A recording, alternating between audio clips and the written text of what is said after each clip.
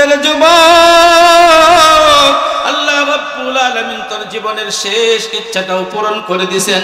এতক্ষণ ধরে তুই যার সঙ্গে কথা বলছিস, তোর চুলার পাড়ের মাঝে যে লোকটা দাঁড়ায় রইছে, এ শুন শুন, এখন বুঝতে পারছি ওই মুয়াজ্জিনের সাথে আমার রাগ করা প্রয়োজন নাই, ওই মুয়াজ্জিনের উপর আমার মন খারাপ করার দরকার নাই।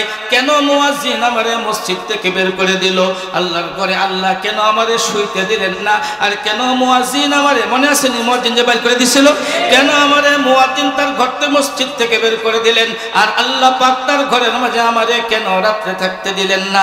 এখন বুঝে আসছে রে যুবক, আল্লাহ তোর দোয়া কবুল করছেন বিদায় আল্লাহ তার ঘর থেকে বের করছে, মুয়াজ্জিনও আমারে তার ঘর থেকে বের করে দিয়া এই তোর সামনে নিয়ে আসছে।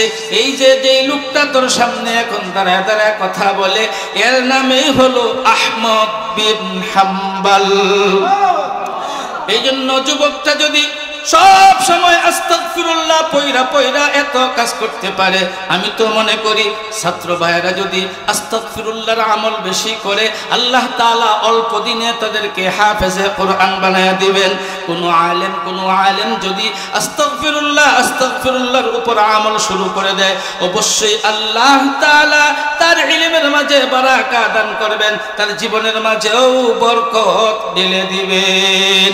এজন্য রাসূল করিম সাল্লাল্লাহু আলাইহি সাল্লামের হাদিসের দিকে তাকাই, আল্লাহর নবীর কোনো রকম গুনাহ ছিল না, নবী পাকের কোনো গুনাহ থাকতে পারে না, অথচ রাসূলুল্লাহ সাল্লাল্লাহু আলাইহি সাল্লাম বলেন, শোনো আমি 70 বার, কোন বর্ণনায় 100 বার, কোন বর্ণনায় 200 বার আস্তাগফিরুল্লাহ পাঠ করি।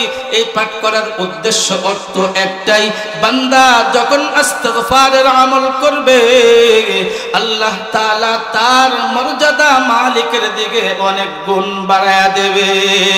এজন্য আমরা পড়তে পারি কোরআনুল কারীমের মাঝে কিভাবে পড়ব, এই নিয়মগুলো আল্লাহ তাআলা জায়গায় জায়গায় তুলে ধরছেন, সবগুলা বলা সম্ভব নয়। দুই একটা পরিচিত আয়াত বলি। আল্লাহ তাআলা বলেন, ফাসাব্বিহ বিহামদি রাব্বিকা ওয়াস্তাগফির ইন্নাহু কানা তাওয়াবা।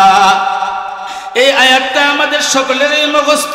30 নম্বর পারার মাঝে অনেক পরিচিত সূরার একটি আয়াত। আল্লাহ তাআলা বলেন, ফাসাব্বিহ বিহামদি রাব্বিকা ওয়াস্তাগফির। আলহামদুলিল্লাহ বলবা, আস্তাগফিরুল্লাহ বলবা, আলহামদুলিল্লাহ বলবা, আস্তাগফিরুল্লাহ বলবা।